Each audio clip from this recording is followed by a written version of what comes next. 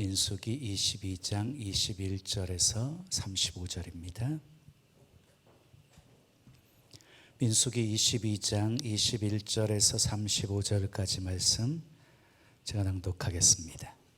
발람이 아침에 일어나서 자기 나귀의 안장을 지우고 모압 고관들과 함께 가니 그가 감으로 말미암아 하나님이 진노하심으로 여호와의 사자가 그를 막으려고 길에 서니라.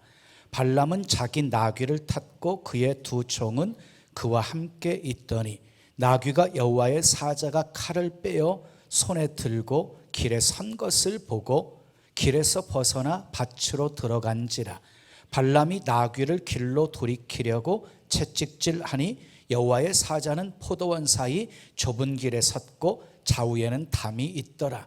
나귀가 여호와의 사자를 보고 몸을 담에 대고 발람의 발을 그 담에 짓누름에 발람이 다시 채찍질하니 여호와의 사자가 더 나아가서 좌우로 피할 데 없는 좁은 곳에 선지라.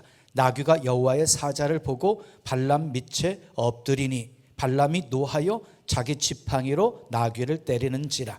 여호와께서 나귀 입을 여시니 발람에게 이르되 내가 당신에게 무엇을 하였기에 나를 이같이 3번을 때리느냐. 발람이 나귀에게 말하되 내가 나를 거역하기 때문이니 내 손에 칼이 있었다면 곧 너를 죽였으리라.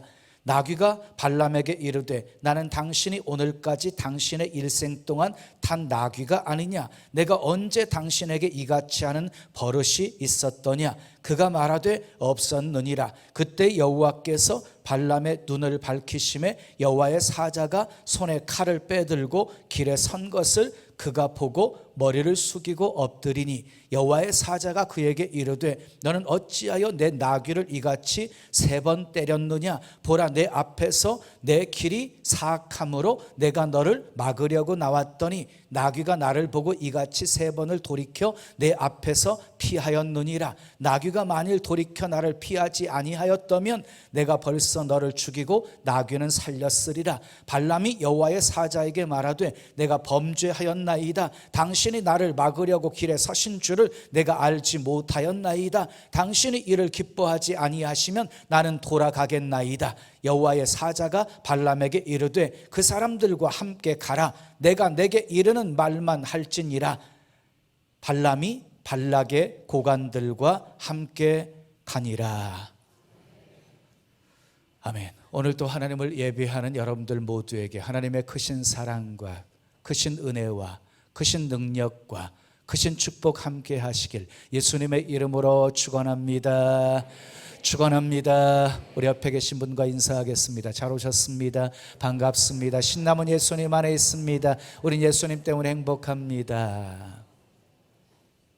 자, 민수기 22장 21절에서 35절 말씀을 가지고 나귀를 통해 막으시는 하나님, 나귀를 통해 막으시는 하나님, 이란 제목으로 말씀을 전합니다. 한번 따라 하실까요? 나귀를 통해 막으시는 하나님.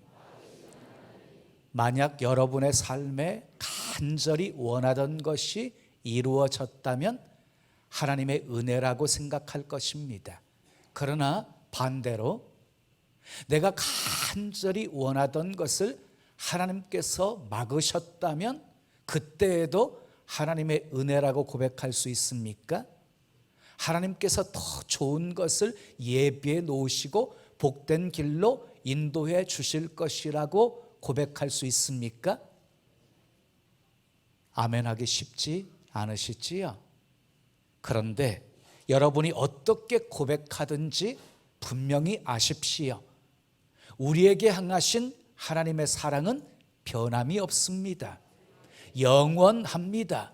완벽한 계획을 가지시고 우리의 삶을 인도해 가시는 분이십니다. 하나님은 실수하지 않으십니다. 모든 것 합력해서 선을 이루십니다. 그러므로 우리는 하루하루의 삶을 살면서 이렇게 기도할 수 있어야 합니다. 주여, 내 눈이 어두워져서 하나님의 뜻을 분별하지 못할 때, 내 귀가 어두워져서 하나님의 음성을 듣지 못할 때, 그래서 잘못된 길로 가고 있을 때 주여 막아주시옵소서. 내가 원하는 것이 아니라 하나님이 원하시는 것이 내 삶에 이루어지게 하소서. 우리는 이렇게 기도할 수 있어야 합니다. 오늘 이 시대는 물질 만능주의 시대라고 합니다. 물질이 있으면 뭐든지 다 할 수 있는 시대가 되었습니다. 자, 그러니 물질이 끼치는 영향이 대단히 큼을 알 수가 있는 것이지요. 이러한 시대를 사는 우리에게 오늘 본문의 발람 선지자가 주는 교훈은 대단히 크다고 말할 수 있습니다. 자, 발람은 이스라엘 선지자가 아닙니다. 민수기 22장 초반절에 보게 되어지면 그는 이 부올의 아들이라고 했어요. 부올의 아들. 주석가들에 의하면 암몬 자손, 암몬의 자손으로 추정하고 있습니다. 발람은 이방인으로서 하나님에 대해서는 잘 알고 있었던 것 같습니다. 그가 축복하면 복을 받고 그가 저주하면 저주를 받는 그런 일들이 있었던 것 같습니다. 그가 말한 애언이 다 적중했던 것 같습니다. 그래서 당시 이 발람은 하나님과 잘 소통하는 사람으로 사람들에게 알려져 있었습니다. 그런데 이런 발람 선지자에게 모압 왕 발락이 사람들을 보내어서 도움을 요청하는 사건, 도움을 요청하는 것이 오늘 사건의 시작입니다. 모세가 이스라엘 백성들을 이끌고 가나안 땅을 향해서 나아갈 때 반드시 통과해야 되는 코스가 있었는데 그게 모리아였습니다. 모리아, 아모리였습니다. 아모리 땅이었어요. 자, 민수기 21장 21절을 보면 모세가 아모리 왕 시온에게 부탁을 합니다. 우리에게 당신의 땅을 지나가게 하소서. 그렇게 간청을 했어요. 그런데 이 아모리 시온 왕이 단호하게 거절했을 뿐만 아니라 군사를 동원해서 이스라엘을 침공합니다. 그때 하나님이 이스라엘 민족과 함께 하셔서 그들을 쳐서 물리치고 그리고 아모리 땅을 점령하게 하십니다.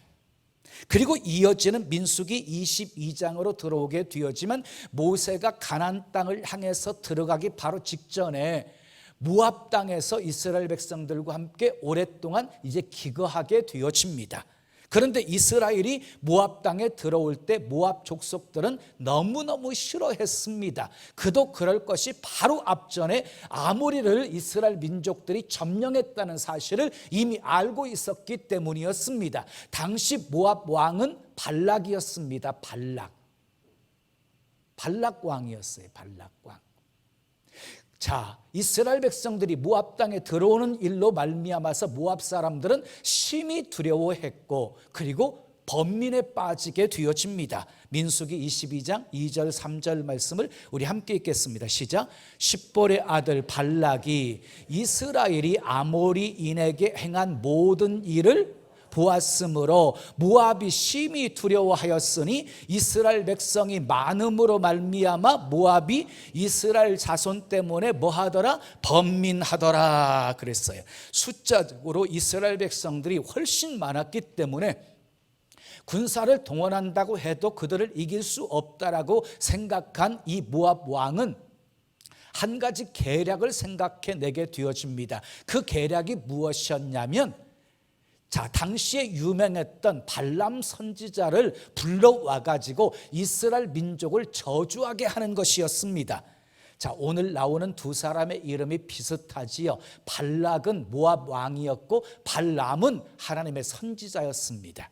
자, 발락 왕은 예물과 함께 사람을 보내어서 발람에게 이스라엘 백성들을 저주하라고 부탁을 합니다. 그러면 한마디로 거절해야 하는 것 아닙니까? 그런데 발람은 하루 저녁 기도해 보겠다고 합니다.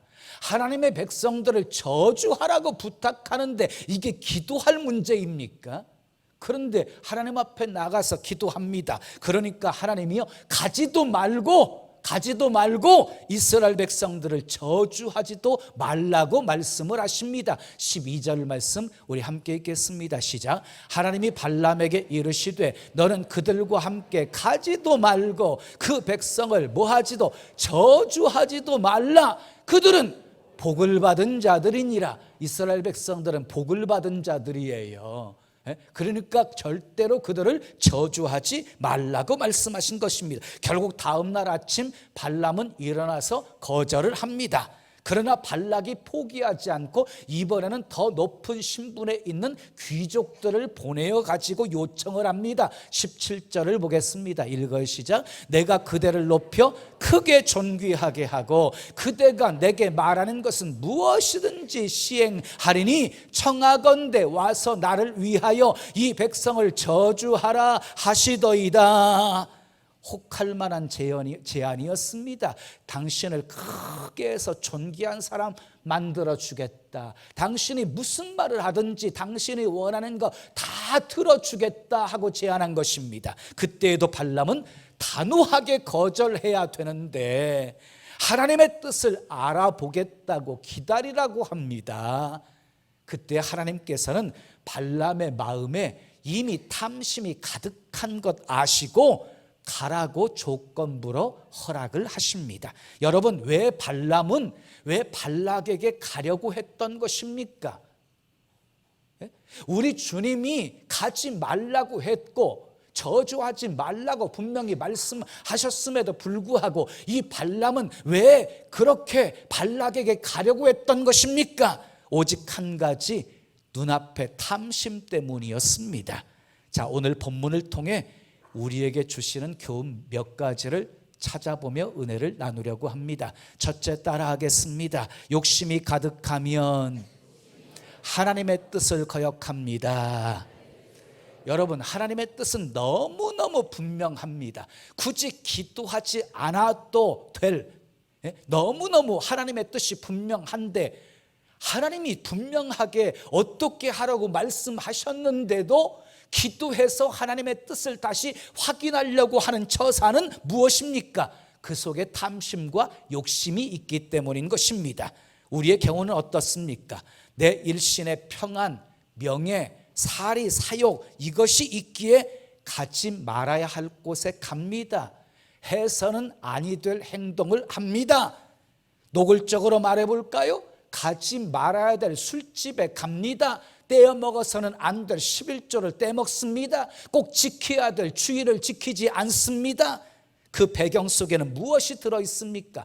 겉으로는 이 핑계 저 핑계를 댑니다. 아직 때가 안 돼서, 아직 남편이 믿지 않아서, 아직 능력이 없어서, 시간이 없어서. 그러나 엄격하게 따져보면 그 속에 욕심과 탐심 때문입니다.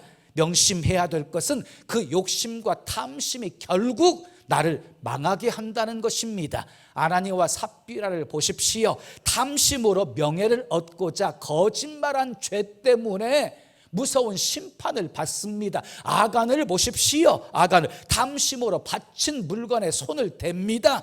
신할산의 아름다운 외투 한 벌과 200세겔의 은과 금덩이 하나를 보고 탐심을 품어서 취합니다. 그 결과 참혹했습니다. 이스라엘이 아이성과의 싸움에서 참패를 당합니다. 제비 뽑힌 아간과 그 가족과 그리고 가축들까지 아골 골짜기로 끌려가 돌로 치고 불사릅니다. 비참했습니다. 결과는 여기서 우리는 발락 왕이 어떻게 발람 선지자를 유혹했는가를 주의 깊게 살펴보셔야 합니다. 6절 말씀을 함께 읽겠습니다. 시작. 우리보다 강하니 청하건대 와서 나를 위하여 이 백성을 저주하라. 내가 혹 그들을 쳐서 이겨 이 땅에서 몰아내리라. 그대가 복을 비는 자는 복을 받고 저주하는 자는 저주를 받을 줄을 내가 알미니라. 먼저 한없이 이 발람 선지자를 축혀 세워서 교만하게 만듭니다. 당신이 복을 빌면 복을 받고 저주를 하면 저주가 임하는 것을 내가 다 알고 있습니다. 당신은 대단한 선지자입니다. 이러면서 추켜 세웁니다. 사탄이 아담과 하와를 유혹할 때도 마찬가지였습니다. 하와를 유혹할 때 어땠어요? 한없이 치켜 세우면서 내가 선악과를 먹는 날에 하나님처럼 될까 봐 하나님이 금하셨다 그러면서 교만하게 만들어 버립니다. 자, 그런 유혹을 받을 때 발람이 사탄아 물러가라 이랬으면 얼마나 좋았겠습니까? 그러나 불행하게도 발람은 솔깃해서 이 밤에 여기 유숙하고 하나님께 나아가 내가 기도해 보겠다고 말합니다. 그때 하나님께서 기도하니까 단호하게 이렇게 말씀하시지요. 저들에게 가지도 말고 이스라엘을 저주하지도 말라고 하십니다. 그래서 발람은 거절합니다. 자, 그러자 발락이 더 높은 귀족들을 보내어서 그대를 높여 존귀하게 해주겠다, 그대가 말하는 거 다 들어주겠다 라고 유혹합니다. 그때 발람이 어떻게 반응을 합니까? 18절 19절 말씀을 우리 함께 읽겠습니다. 시작. 발람이 발락의 신하들에게 대답하여 이르되 발락이 그 집에 가득한 은금을 내게 줄지라도 내가 능히 여호와 내 하나님의 말씀을 어겨 내가 능히 여호와 내 하나님의 말씀을 어겨 덜하거나 더하지 말은 그럴듯하지요. 하나님의 말씀대로 살아야 된다고 말만 그럴듯해요. 그 다음 읽어요. 시작. 그런즉 이제 너희도 이 밤에 여기서 유숙하라. 여호와께서 내게 무슨 말씀을 더하실는지 알아보리라 그랬어요. 알아보리라.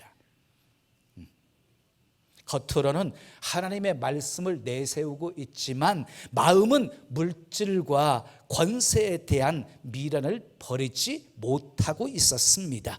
며칠 전에 하나님께서 가지도 말고 이스라엘 백성들을 저주하지도 말라고 분명히 말씀하셨으니까 두 번째 제한 정도는 쉽게 물리쳐야 되는 것 아닙니까? 근데 또 기도해 보겠다고 말하는 그 이유가 무엇입니까? 또 기도해 보겠다는 그 마음의 그 본질이 무엇입니까? 자기 욕심대로 하고 싶다는 것입니다. 이처럼 욕심은 하나님의 뜻을 거역하게 합니다. 허셀포드 목사님 교회의 어느 청년이 사업을 시작하면서 목사님 저를 위해서 기도해 주세요. 제가 사업해서 잘 되면 하나님을 위해서 큰 일하고 싶어요. 그래서 목사님이 계속해서 그 청년의 사업을 위해서 기도해 주었어요. 그 청년의 사업은 갈수록 번창하게 되었습니다. 근데 사업이 바빠지면서 이 청년이 교회 출석을 자주 하지 않게 되었고 11조도 자주 드리지 않게 되었습니다. 목사님이 사업적으로 신방을 가가지고 왜 11조 하지 않나요? 하고 물었더니 청년이 액수가 커져가지고 11조 내기가 힘이 든다고 솔직하게 대답했습니다. 그럼 왜 교회 출석을 게을리합니까? 라고 묻자 목사님 여러 군데 사업을 벌리다 보니까 너무 바빠서 교회 가고 싶어도 시간이 잘 나지가 않습니다 라고 대답했습니다. 그때 목사님이 청년 실업가의 손을 잡더니 이렇게 기도해 주었습니다. 하나님 아버지, 이 형제의 수입이 너무 커서 11조 하기가 힘든답니다. 수입의 규모를 훨씬 줄여주셔서 온전한 11조 하게 하옵소서. 교회 출석하고 싶어도 너무 바빠서 못 나온다고 합니다. 사업장을 작게 줄여주셔서 교회 예전처럼 열심히 출석하게 하옵소서. 그때 청년이 눈물을 뚝뚝 흘리면서 회개하면서 그때부터 교회 출석도 잘했을 뿐만 아니라 11조도 열심히 하게 되었다고 합니다. 만약 그 청년이 목사님의 기도를 듣고 너무한 것 아니냐고 화를 내면서 거절했다면 그 사업은 큰 풍랑을 만나게 되었을 것입니다. 욕심이 가득하면 하나님의 뜻을 볼 수가 없습니다. 욕심이 가득하면 하나님의 뜻을 거역하게 됩니다. 두 번째 따라하겠습니다. 영의 눈이 어두우면 나귀를 때리게 됩니다. 자, 22절 23절 말씀을 우리 함께 읽겠습니다. 시작. 그가 감으로 말미암아 하나님이 진노하심으로 여호와의 사자가 그를 막으려고 길에 서니라. 발람은 자기 나귀를 탔고 그의 두 종은 그와 함께 있더니 나귀가 여호와의 사자가 칼을 빼어 손에 들고 길에 선 것을 보고 길에서 벗어나 밭으로 들어간지라. 발람이 나귀를 길로 돌이키려고 채찍질하니 그랬어요. 자, 발람은 하나님이 원치 않는 길로 갑니다. 나귀를 타고 발람을 향해서 갑니다. 그때 하나님의 사자가 길을 막아섭니다. 칼을 찬 하나님의 사자가 길을 막아섭니다. 나귀는 그것을 보고 발람 선지자를 살리기 위해서 길에서 벗어나 밭으로 들어갑니다. 그런 것도 모르고 이 발람은 화를 내면서 나귀를 채찍질합니다. 그러다가 좌우에 담이 막힌 좁은 길로 들어섰을 때 나귀가 칼을 들고 서 있는 하나님의 사자를 피하기 위해서 그 좁은 담벼락으로 가다 보니까 그 담벼락에 이 발람 선지자의 이 발이 부딪히게 되어진 것입니다. 상하게 되어진 것입니다. 그러니까 또 어떻게 합니까? 또 채찍으로 나귀를 때립니다.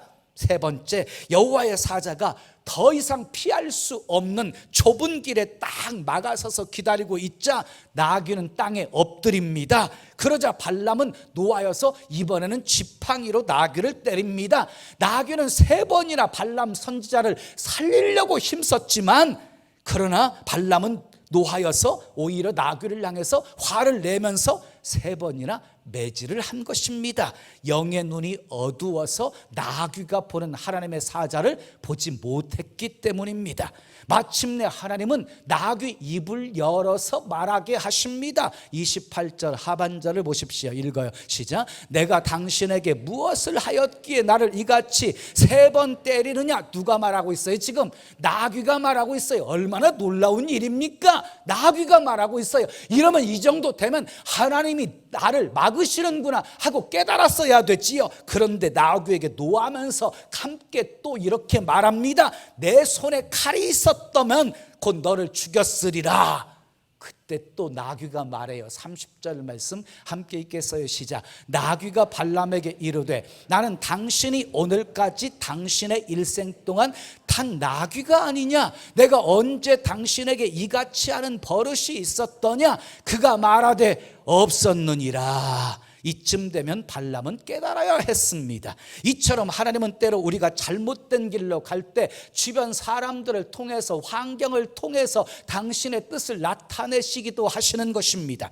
어느 때는 그렇게 순종 잘하던 자녀가 노골적으로 반항합니다. 자꾸 삐뚤어져 갑니다. 어느 때는 성실하던 남편에게 이상한 기미가 보입니다. 그런 때는 빨리 자신을 살펴보셔야 됩니다. 내가 바른 길로 가고 있는가, 말씀대로 순종하며 살고 있는가, 내가 교만하는 것은 아닌가를 살펴야 합니다. 깨닫지 못하잖아요. 그러면 자식들의 입을 통해서 하나님이 말씀하시기도 하십니다. 엄마는 집사님이면서 왜 주의를 지키지 않아요? 왜 기도하지 않아요? 왜 말씀대로 살지 않아요? 왜 욕심 부려요? 왜 거짓말해요? 자식을 통해서 하나님이 말씀하시는 것입니다. 때로 깨닫지 못하면 믿지 않는 남편을 통해서도 우리 주님이 말씀하십니다. 믿는다면 뭔가 좀 달라야 하는 것 아니야? 왜 하나님을 믿는다고 하면서도 늘 부정적이야? 그런 소리를 들으시면 가슴을 치면서 회개하셔야 합니다. 그런데 이 발람처럼 싫은 소리 한다고 자식을 때리고 남편이 한마디 했다고 10마디 대든다면 어느 날 더 큰 풍랑이 임하게 된다는 사실을 아셔야 합니다. 31절 말씀을 보겠습니다. 읽어요. 시작. 그때 여호와께서 발람의 눈을 밝히심에 여호와의 사자가 손에 칼을 빼들고 그 길에 선 것을 그가 보고 머리를 숙이고 엎드리니 그랬어요.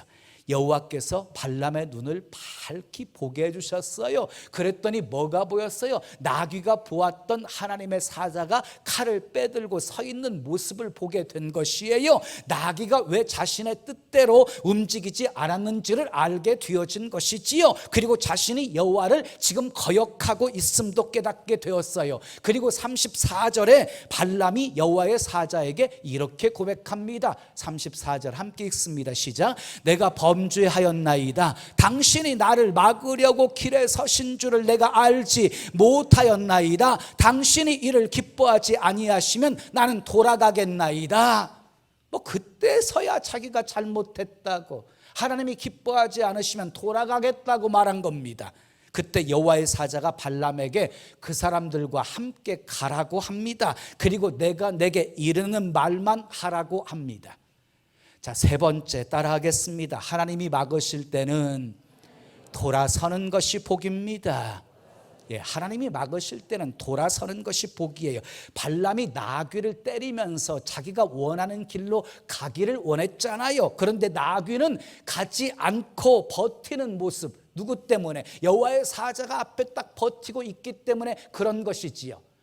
서로 이렇게 가기를 원했고 나귀는 가지 못하고 다른 길로 가고 하는 그런 모습들을 한번 상상해 보십시오. 여러분은 지금까지 평생을 살아오시면서 나귀가 여러분들의 뜻대로 다 움직여 주기를 원하셨을 것입니다. 그러나 나귀는 여러분들의 뜻대로 움직여 주지 않았을 것입니다. 왜냐하면 나귀는 내가 주장하는 것이 아니라 하나님이 주장하시는 것이기 때문입니다. 내가 탄 나귀 앞을 하나님이 딱 가로막고 서 계시기 때문입니다. 그것을 몰랐을 때는 내 힘으로 나귀의 길을 돌이켜보려고 애를 썼습니다. 그러나 남는 것은 상처뿐이었습니다. 25절을 읽겠습니다. 시작. 나귀가 여호와의 사자를 보고 몸을 담에 대고 발람의 발을 그 담에 짓누름에 발람이 다시 채찍질하니 발람의 발이 상하게 되었다는 것입니다. 여러분, 인생이 여러분의 마음대로 움직여지지 않는 것을 감사하십시오.